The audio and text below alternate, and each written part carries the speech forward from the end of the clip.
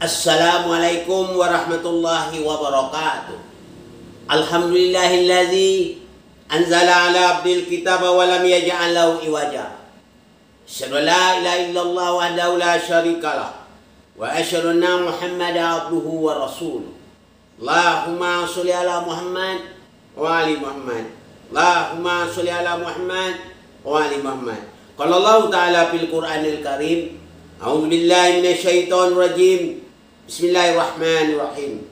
Rabbana hab lana min azwajina wa dzurriyyatina qurrata a'yunin waj'alna lil muttaqina imama.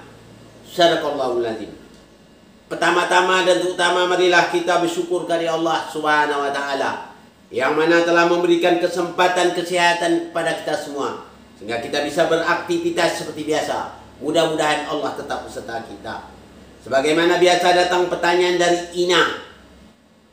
Pertanyaan yang berbunyi, Ustaz, bagaimana cara mencari jodoh yang benar? Tolong Ustaz jelaskan supaya kami mengerti. Assalamualaikum warahmatullahi wabarakatuh. Jadi kepada Ina, bagaimana cara mencari jodoh yang benar? Ya, untuk mencari jodoh yang benar ini, itu dasarnya ya.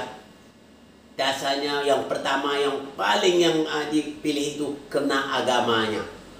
Memang untuk mencari jodoh itu memang ada 4, itu kata Rasul. Ada kena harta, atau kena kekayaan, atau kena keturunan, atau kena kecantikan, atau kena kegantengan. Yang keempat kena agama. Kalau yang tidak, yang 3 itu tidak ada, carilah kena agama. Tapi kalau yang dapatnya sumpah 4 orang ada. Ya, tapi yang mutlak dicari kena agama.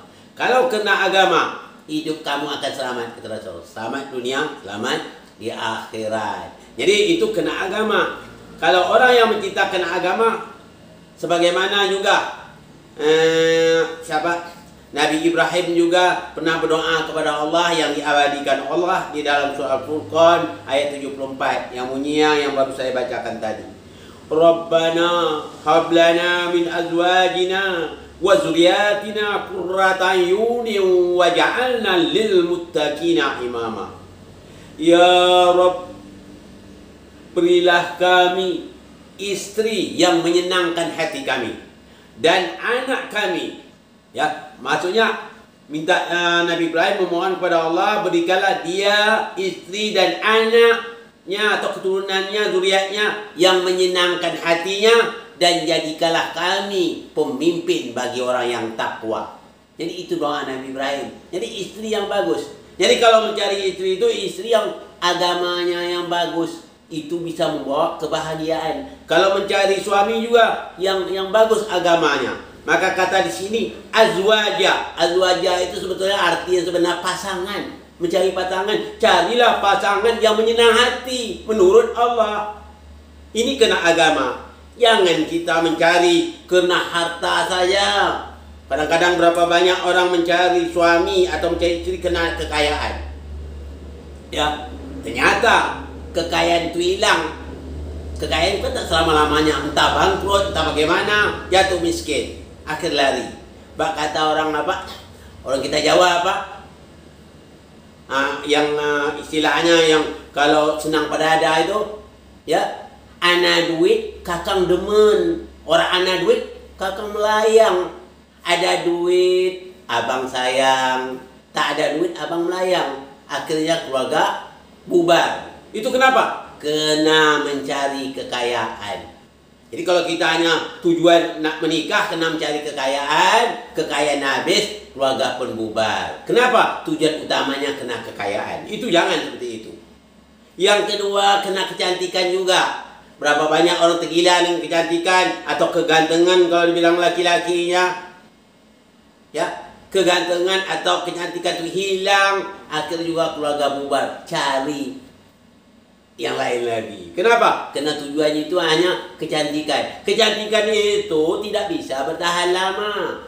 Atau kegantengan tak bisa bertahan lama. Kalau sudah sampai 50 peot ya, dah peot akan lari mencari yang lain. Kenapa? Tujuannya hanya sekedar mencari cantik. Jangan seperti itu orang mencari jodoh. Itu salah.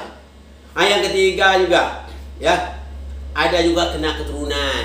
Ada juga orang mencari kena keturunan. mencari keturunan yang baik. Itu boleh juga mencari keturunan yang bagus-bagus. Tapi kalau tidak ada juga yang ketiga itu harus kita mencari yang agama. Yang agama macam mana? Yang paham tentang agama, mahir tentang agama. Kalau sudah mahir tentang agama itu nanti menikah kena agama. Itu baru dapat wa ja'ala bainakum mawaddah warahmah. Keluarga sakinah, keluarga itu orang yang paham tentang agama. Kita kadang-kadang tak paham pula, kadang-kadang katanya kalau orang pandai agamanya solat pergi masjid, berjemaah, itu bukan itu. Paham, ngerti betul tentang agama ini. Ya, paham betul dia tentang Quran. Bukan apa? Paham dia tentang Quran, paham dia tentang hadis Nabi itu. Itu orang beragama namanya.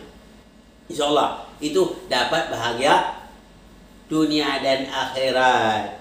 Kalau sudah kena agama itu takkan lari-lari dah itu.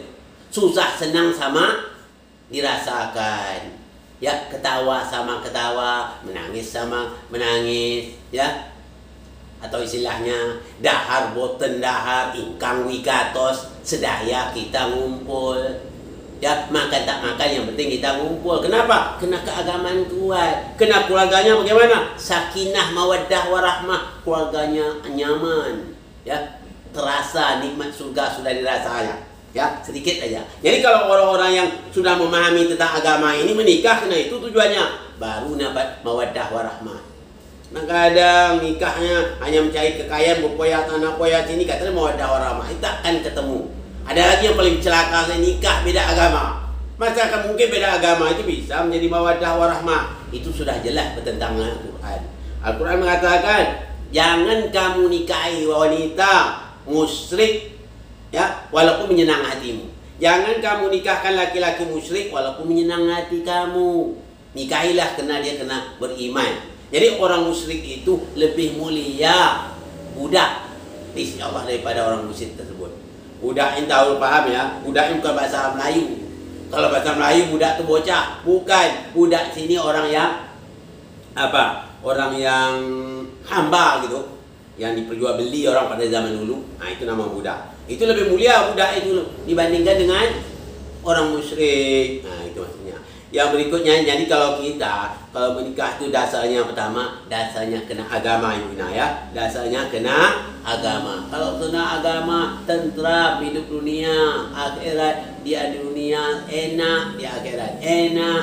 Kadang-kadang kalau menikah itu kena yang lain selain begitu. Nah, itu dah tengah perjalanan macam-macam dia buat cerita itu, ya. Mau bubar ya. Ya, terjadi keluarga broken home. Itu akibatnya. Akibat nikah tidak dasar agama, tapi nikah berdasar hanya sekedar hawa nafsu. Itu yang sangat berbahaya sekali. Jadi Ibu Ina harus paham betul. Jadi kalau Ibu Ina mencari jodoh, nanti carilah laki-laki yang paham tentang agama itu. Ya. Bukan walaupun dia sederhana orangnya, tapi kalau mantap agama itu yang dicari, insya Allah akan selamat.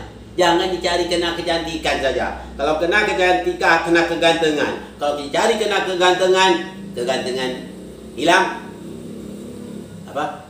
Akhirnya bubar keluarga jangan. Atau kena kekayaan, ya, kekayaan hilang, akhirnya keluarga bubar. Tak bagus namanya. Carilah kena agama, kena Allah Subhanahu wa taala. Ini menikah itu hanya sekedar mengikuti suriat Nabi. Jadi sedangkan Nabi Ibrahim juga berdoa, Rabbana hablana min azwajina, ya, qurratan yuni waj'alna lil muttaqina imama. Ya Rabb kami, berikanlah kami pasangan kami gitu ya, yang menyenangkan hati kami. Atau boleh diartikan, berikanlah kami istri yang menyenangkan hati kami dan anak yang menyenangkan hati kami, dan jadikanlah kami pemimpin bagi orang yang takwa. Jadi yang menjadi pemimpin orang takwa itu ada keluarga Nabi Ibrahim dan serta anak cucunya. Jadi anak cucunya jadi imam.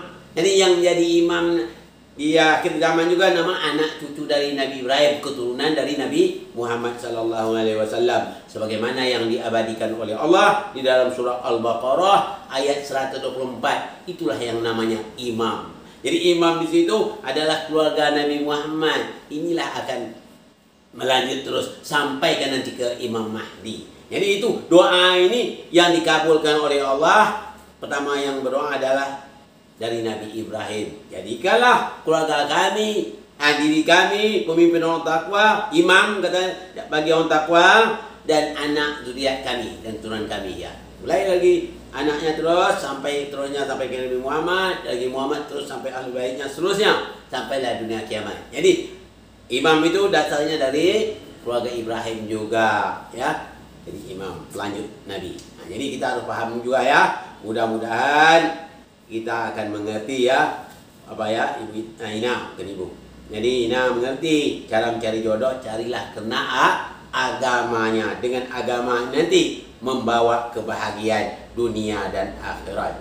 Jadi dia katakan oleh Allah di dalam surah dalam surah Rum ayat 21, wa ja'ala bainakum mawaddah wa rahmah. Jadi di antara kamu akan nanti kata Allah dikasihkan rasa kasih sayang.